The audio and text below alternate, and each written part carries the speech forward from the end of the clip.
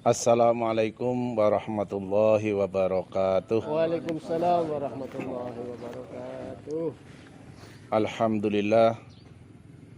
Alhamdulillahilladzi khalaqal mauta wal hayata liyabluwakum ayyukum ahsanu amala. Asyhadu an la ilaha illallah wahdahu la syarikalah wa asyhadu anna Muhammadan abduhu wa rasuluh la nabiyya ba'dah. Allahumma salli wa sallim wa barik ala sayyidina Muhammad wa ala alihi wa sahbihi wa mawalah. Qala rabbi israh li sadri wa yassir li amri wahlul 'uqdatam min lisani yafqahu qawli amma ba'du.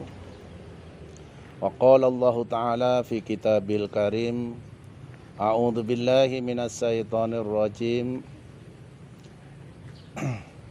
Wa'lamu annama amwalukum wa auladukum fitnah wa annallaha indahu ajrun adim. Wa qala aidan innama amwalukum wa auladukum fitnah wallahu indahu ajrun adim. Shadaqallahul azim. Puji syukur marilah kita panjatkan kehadirat Allah Subhanahu wa taala dengan mengucap alhamdulillahirabbil alamin. Doa salawat Allahumma sholli ala sayyidina Muhammad wa ala alihi wa sahbihi ajmain semoga selalu tercurahkan kepada junjungan kita Nabiullah Muhammad sallallahu alaihi wasallam.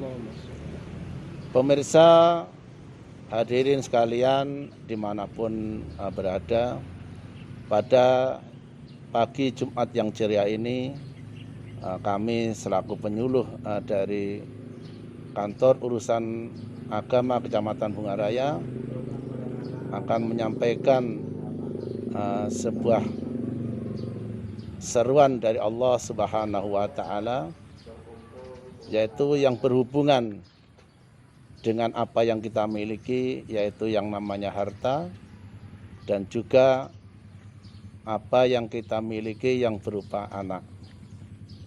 Allah mengingatkan banyak di dalam firman-Nya dalam Al-Qur'an, innama amwalukum wa auladukum fitnah. Sesungguhnya di dalam hartamu dan anak-anakmu ada fitnah. Wallahu indahu ajrun adzim.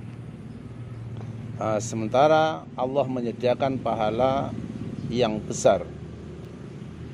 Maksud dari ayat ini mengingatkan kepada kita, karena harta dan anak itu dua hal yang tidak asing bagi kita semua. Dan bahkan mungkin kita semua hidup di dunia ini orientasinya dua, yaitu mencari harta dan meninggalkan keturunan yang baik. Ini semua menjadi ujian. Fitnah di sini bermakna ujian. Yang namanya ujian tentunya sebagai sarana untuk apakah seseorang itu akan naik derajatnya atau justru turun derajatnya. Dari harta kita banyak ujian. Allah mengingatkan bahwasanya di dalam harta itu ada potensi kebaikan, ada potensi keburukan, baik di dunia ini maupun di akhirat nanti. Kalau kita ingin harta kita menjadi baik untuk kita, Allah sudah serukan, wallahu indahu ajrun adzim. Maka harta kita marilah kita sandarkan, kita tasarrufkan di jalan Allah Subhanahu wa taala, supaya ini menjadi baik untuk kita semua.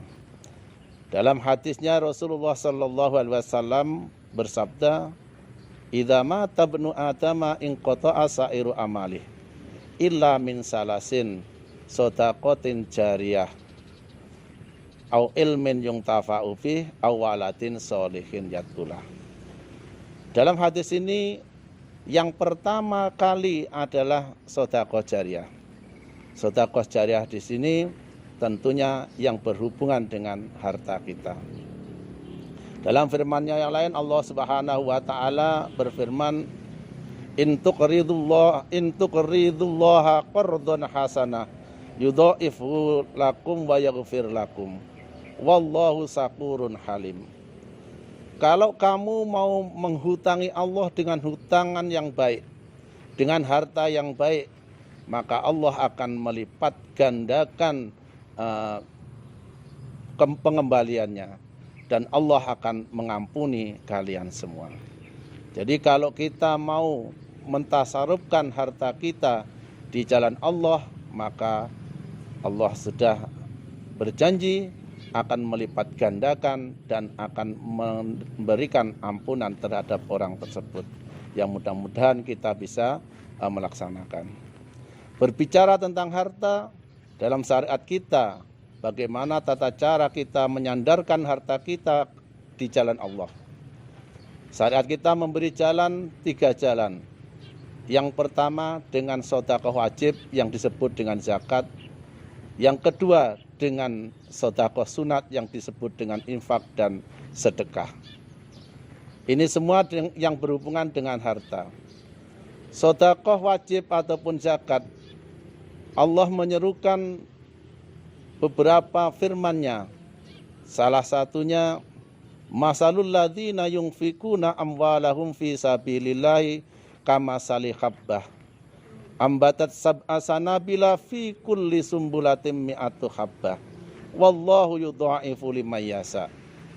Perumpamaan bagi orang-orang yang mau mendermakan, mau mentasarufkan hartanya di jalan Allah, itu bagaikan sebiji benih atau sebiji gabah kalau orang Jawa, yang mana setiap gabah tersebut akan menumbuhkan 7 tangkai, 7 anakan padi, yang mana setiap tangkainya akan menghasilkan buah 100 biji.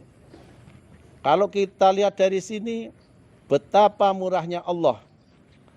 Dari 1 biji, dari 1 buah, Allah akan membalas sampai dengan 700 buah. Lalu apakah dengan demikian kita tidak bersyukur? Nah, sementara dalam ayat yang lain Allah memerintahkan, ya ayyuhalladzina amanu anfiqu min thayyibati ma kasabtum wa mimma akhrajna lakum minal ard. Wa mimma akhrajna lakum minal ard. Ini menggambarkan salah satunya adalah bagaimana padi yang kita tanam itu adalah upaya Allah yang diberikan kepada kita mengeluarkan hasil dari padi yang bermanfaat untuk kita. Wajar kalau di sini Allah memerintahkan untuk membayarkan sebagian dari harta tersebut. Kata wa anfiqu itu bermakna zaku, bermakna berzakatlah.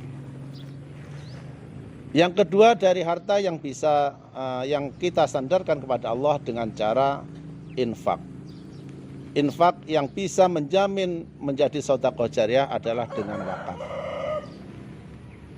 Untuk itu betapakah ruginya kita ketika di dunia ini bergelimang dengan harta, manakala harta itu tidak menolong kita di akhirat nanti. Maka itu kalau ingin harta kita menolong kita, tasarufkanlah dia ke wakaf.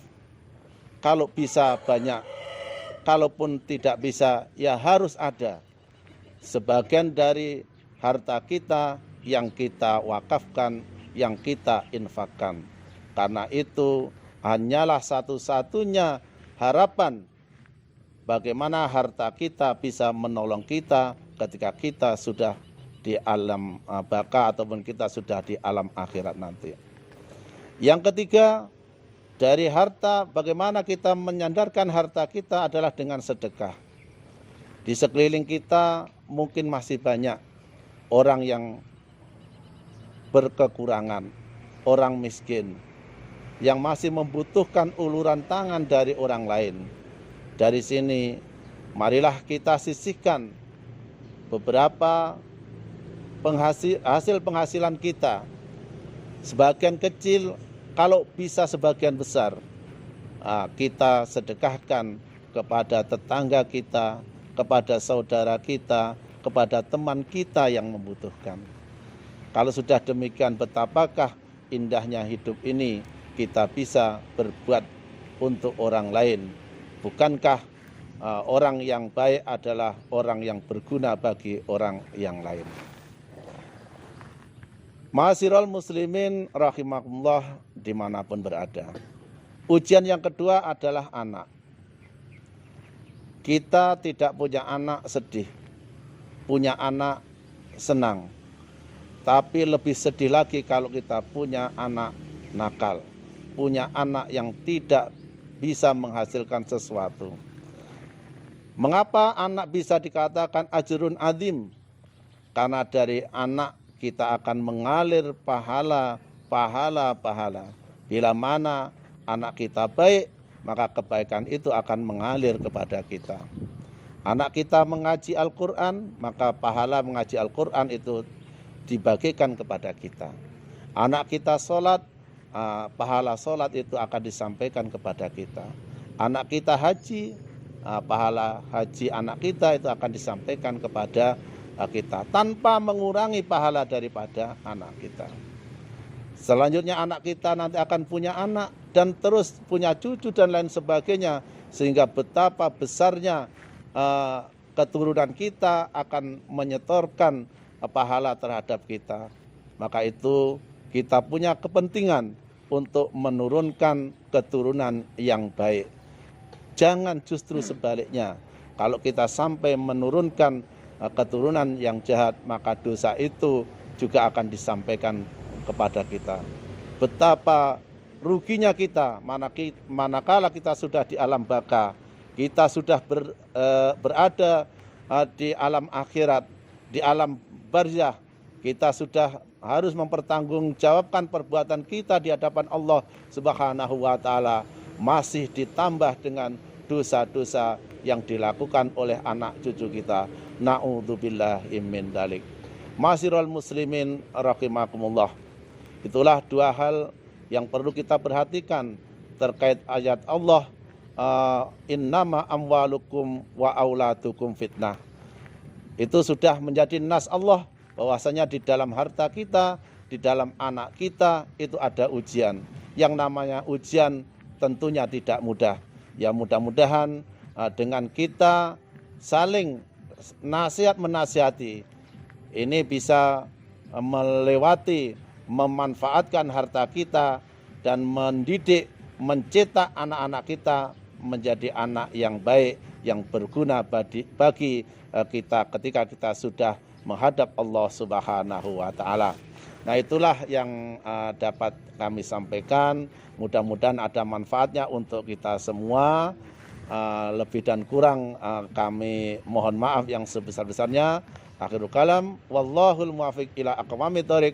Wassalamualaikum warahmatullahi wabarakatuh. Waalaikumsalam warahmatullahi wabarakatuh.